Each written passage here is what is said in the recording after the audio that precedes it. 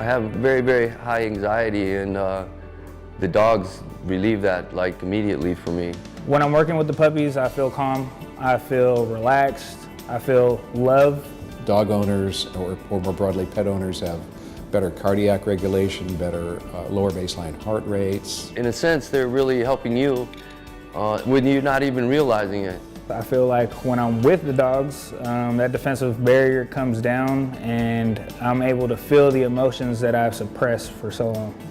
And the dogs make all the difference in the world, and they do it without medication, they do it without other stimulus, and they help the veteran heal.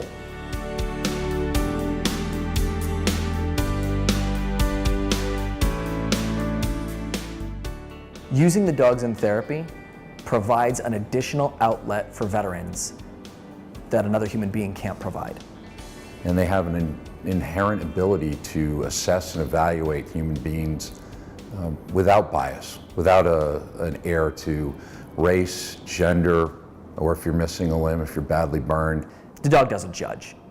The dog doesn't care what you have done, or maybe what you didn't do, that maybe you should have done, who knows? The dog's just there, and sometimes that's what counts. There's this bond, a connection with these dogs that they just don't seem to be able to make with other human beings, especially when they come back from their deployments and post-traumatic stress.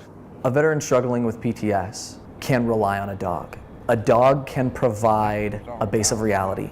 It can provide a place of safety, a place of harmony. If we understand why so many veterans are so in love with their dogs, it may tell us more about veterans. It may open up other avenues of treatment. I have a Vietnam vet who, through the use of canine-assisted therapy and being paired with a dog, has gone from being chemically dependent on psychotropic medications to being completely off of them. Paws for Purple Hearts is very unique for 3 reasons.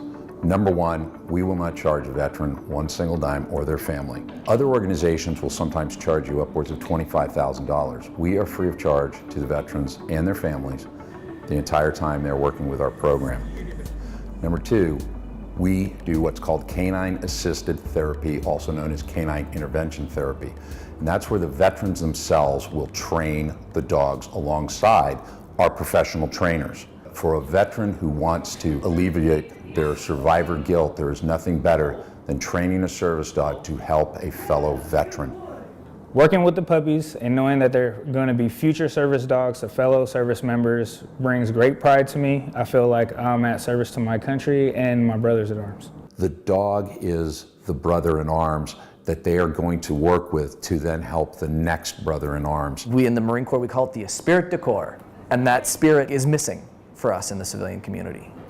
But with a dog, we can have that all day, every day.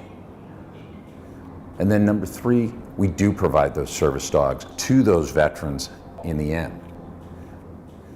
The next thing though is the therapy dogs, the distinction being that an assistance or service dog is one that will go with a particular individual and be their 24/7 companion and assistant throughout their lifetime.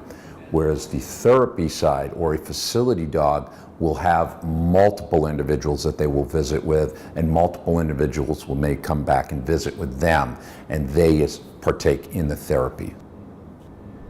We are looking at a very specific type of dog with a very specific skill set to be able to help with some very specific challenges that are very unique to the veteran community. One of our goals is to get the base commands into the dogs at an early, imprintable, formidable age. So by the time they're about 4 months old, they will already have had about 100 base commands mastered. We can actually get the dogs to well over 200 plus modified commands based on the veteran's particular needs. I think it's a great organization. I think the people that are involved in it are very passionate. Paws for Purple Hearts is a well-organized, well-oiled machine that is getting the job done. And the job they're in is to find the right breeding, the right dogs to provide a healing companion for veterans. There's no question that Paws for Purple Hearts has an important role to play moving forward, learning more about this both in the clinical realm and in the scientific realm. I believe that it's a privilege to be here and work with these dogs, and I don't take it for granted. For us, it's no dollars, no dogs. Without a doubt, we live off the graciousness and generosity of the individuals, but one of the things that we're always going to need is that huge corporate sponsorship, somebody who will take us on board so that we can have a predictable sort of revenue stream, that we can continue the expansion. Right now we're at 5 facilities nationally.